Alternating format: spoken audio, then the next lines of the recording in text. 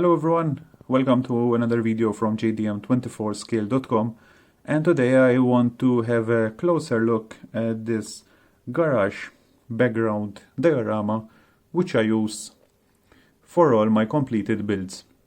Alright, many people have been asking so many questions about this, how I did this, how I did that, and thanks to this video I am trying to highlight as many things as possible so that I can help you build your own garage diorama if you're interested to do so. Okay, on the floor right now I am using the Tamiya Skyline R32 GTR, that is a 1:24 scale, so that you can see the actual size of this background diorama. Let's remove this Skyline and begin by zooming out of the diorama so that you can see the main things which are not visible whenever I picture my completed cars. Alright, so beginning with the main materials, the main three items are wood. Alright, 3 pieces of wood for the side, main and floor, alright, screwed together in an L shape as can be seen. Alright, and this was all constructed using materials I had laying around in the garage or improvised or anything. If I remember well, the only thing I had purchased was the tarmac, which I will show what it is exactly. Okay, and let's begin to have a closer look at what has been done, beginning from the sidewall. Alright, as I said, main material is wood. We have the plastic sheet. Alright, just a piece of plastic sheet to add that little bit detail, alright, which has been painted orange. Same plastic material has been used for the windows.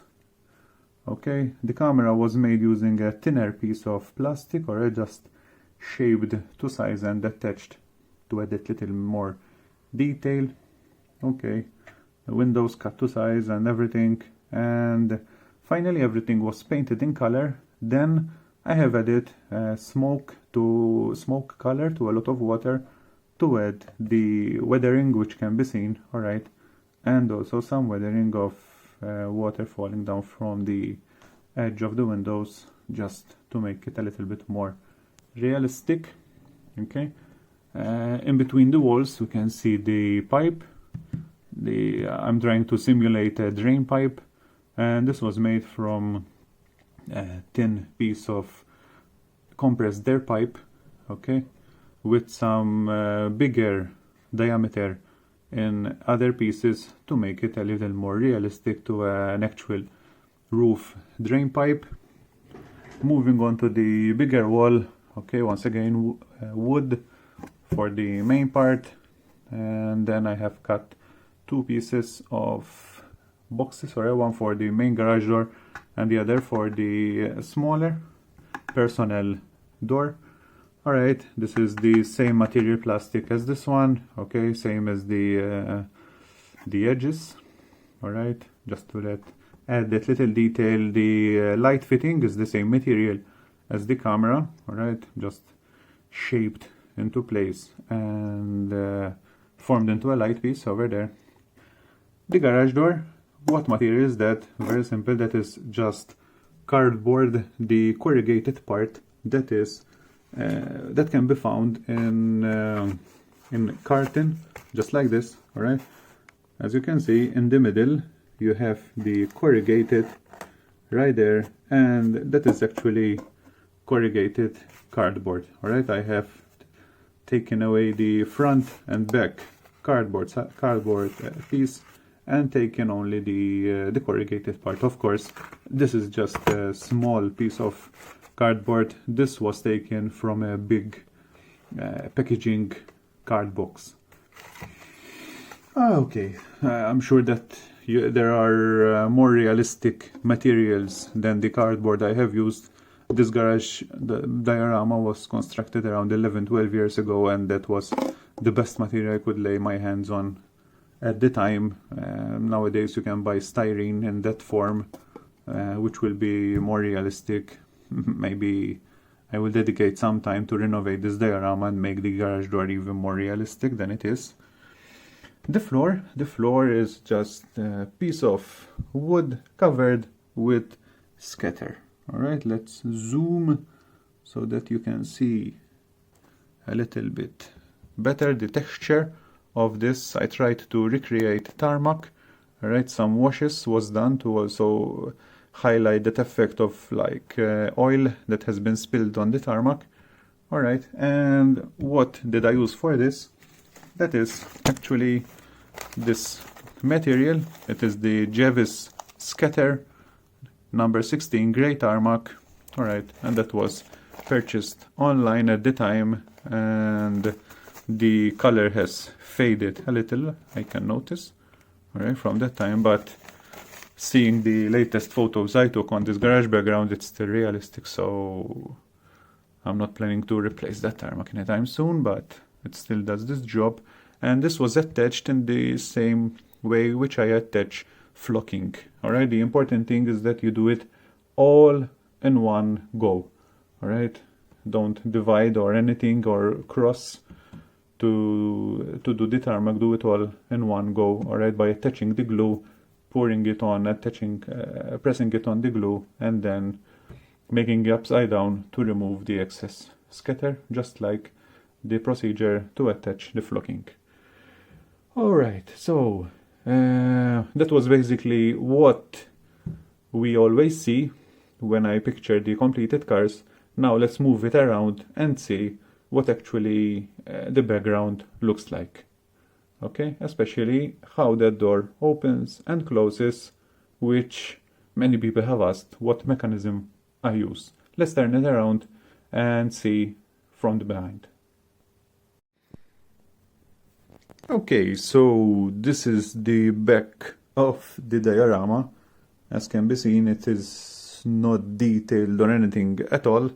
Alright, this is a side that is never seen in the picture, so I didn't use any time to make the back side any brighter or anything. Alright, it's something that is never seen. It's only seen by myself, so I didn't dedicate any time to make it better. Basically we can see the wood pieces that were used, alright, the screws that attach everything together, alright, it is visible from here. This is a piece of carton, and this was sprayed so that I created that tint for the windows. That's why it's attached like this, just to cover the windows and create that tinting effect. Okay, and these solid pieces of wood are just so that I could carry the diorama holding from there. Alright, very basic wall, the side wall. And now let's move to the main wall. The main wall features the opening and closing of the door mechanism. As you can see, there is no mechanism. People have mentioned all sorts of mechanism to open this door. There are no mechanism at all. What is there? It's that the piece of carton, alright, the corrugated part is over here. It is attached to a flat piece of corrugated, which is this one over here, and then everything is attached together using this metal wire over here, and it is attached to this piece of wood. When I want to open the door, what I actually do is remove these 1, 2, and 3 screws and attach it over here. 1, 2, and 3.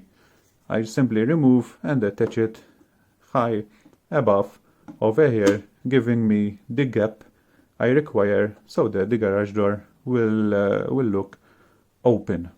Okay, the small door, it's over here. Alright, basically nothing more over here. It was covered at the time with newspapers so that when I attach the polyfiller, it will attach even better. Okay, and you may also ask that when I open the garage door, there is actually a room behind the garage door. Alright, over here there are no rooms, so what happens when I open the garage door? Okay, it's very simple, and I will bring you the room right now. and the room is this. Okay, the room is just a piece of box of carton. It was painted all black, right? That is, the slot is to allow light to enter the this box and give me some lighting on the model. Some natural light will enter over here and it will be reflected on the model. All right, and what I actually do is, when this is attached over here and there is the open gap, this is attached to the open gap, all right, and then taped around using black tape all around the open hole, so that the black tape will eliminate any light from entering from any of the edges. And that gives me the perfect illustration that the garage door has opened. There is a room behind the garage door, and my car is actually coming out of the garage. Right, very basic. Once again, I could have improvised or done it a little bit better, more realistic, but it has always done the job, and it's maybe good enough. All right, so that is the backside of the garage background diorama. Okay, so I hope that this video answers a lot of your questions on how you can make your garage your own version. All right, I have tried to keep it as simple as possible so that I will not take away any attention from the model. I could have added a lot more details on the wall and on the floor and anything, but like garage equipment or anything, but I wanted to keep it as simple as possible, just some background details, so that the attention will remain full on the model. Okay, so that is all from me. Let's bring this old skyline back. Okay, and I hope that you find this video interesting. Thank you for watching. If you have any questions, feel free to ask from the comments below. I will do my best to answer, and you can follow all my builds, even pictured on this garage background diorama, on JDM24scale.com. I will see you in the next